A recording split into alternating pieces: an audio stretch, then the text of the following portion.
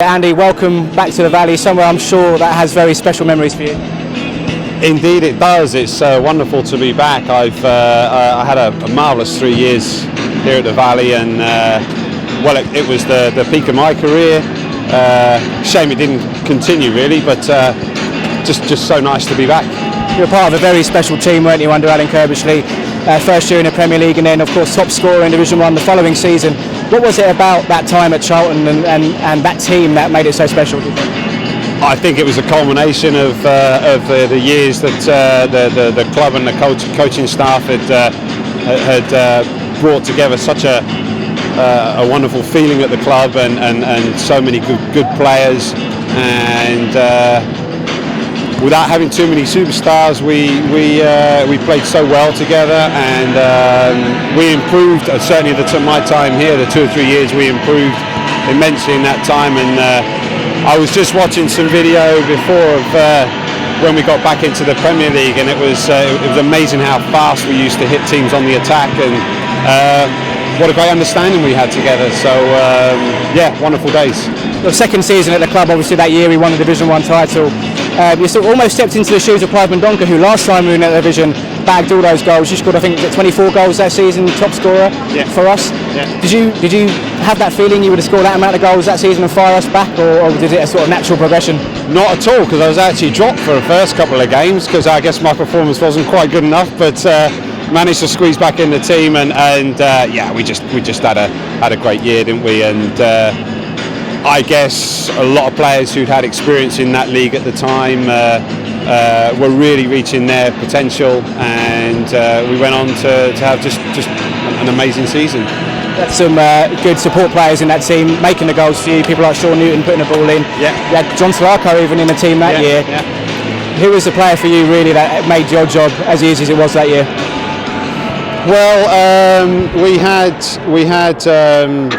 I think we just had an amazing understanding between the wingers, the strikers, and John Robinson and Sean. We had Mark Kinsella in the middle, who just never stopped working, and we were just a great all-round team. I don't think anybody would have enjoyed playing us at that time, and obviously when we went into the Premier League, we proved at that point that we were a quality side. I guess the real disappointment was how it ended with you quite prematurely. I mean, what are your memories of that? It was quite a difficult time, I imagine.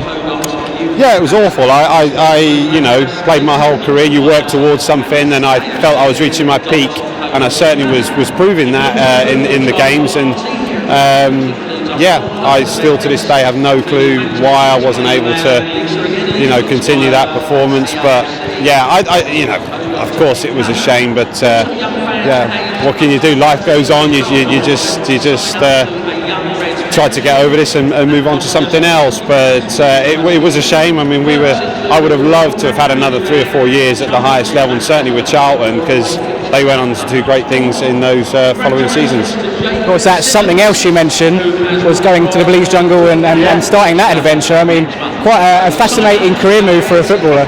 Yeah, well, I mean, what can you do, right? I mean, I didn't really have to, it was a sad way to end my career, really. I was only 30, and the club were fantastic about it. They were really helpful and understanding. I wish it had never happened. I wish I could have continued playing. Like I said, with 3 or 4 years of the peak time for me, I'm sure I could have gone on to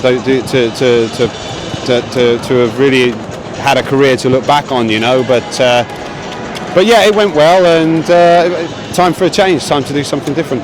Well, I think you said this is the first time you've been back to the Valley in 15 odd years. It is. One man that you probably haven't seen since then, Keith Peacock. Yes. If you want to come in, Keith, how special was Andy, a player to the team that we had during that period? Yeah, well, I had an early preview of Andy when he linked up with my son Gavin up at Newcastle, and he was a raw young player there to come from non-league. Yeah, Kettering non-league. Yeah. And he could turn defenders and run to the sides.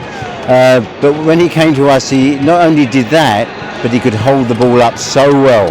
He had developed this ability to hold it up, score goals, run to the side, and be a good team player. So he was an integral part of our team. And although you don't know this, Andy, when you left, Curbs, but I don't know how much he complimented you during the time you were there. Did you get many?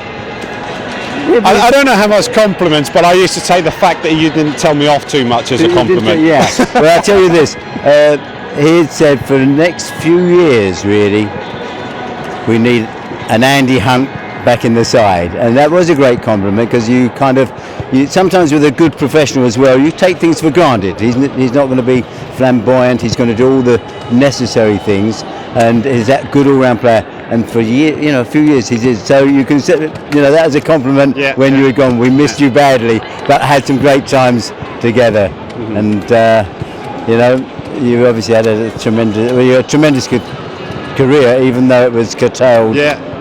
What game was? I remember one Obviously game at home, wasn't it? when did we beat them? I think we beat them 1-0, 2-0. I scored and came off, didn't I? Scored in here, and then I think you were about to put the number up anyway, and I scored, but I was coming off regardless. So But you played some games. I remember sitting in the dressing room just before that time, and you scored a goal or two, and it was in how you got through it, and he was absolutely shattered afterwards. So Keith, I can hardly move, and I said, but you're a star player today, sort of thing. It was hard for me to believe, in the ignorance of what he was having to go through. But fantastic what you did for the club. Great memories for, I'm sure, a lot of the fans here as well. Keith, do you remember many players scoring back-to-back hat-tricks for Charlton as Andy did? No, in fact, that's news to me.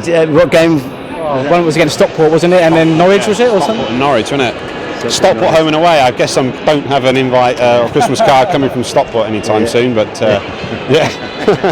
And Norwich was a good one, because that's where I lived. That's where my family come from. So going away to Norwich and scoring 3 there was interesting. Yeah. Well, we better not get too excited, because although he's exactly the same weight, I checked him out, because I'd always weighed the players over the years, exactly the same weight as when he left. So pressure could be on. If we don't get a few goals today, they'll be chanting your name, I think. Boots are in the car, I'm ready, so you never know. It's veterans football these days. Well, that's another story. It may catch you in a veterans game later on. Okay. Great seeing you. Cheers, Keith. Good to see you again.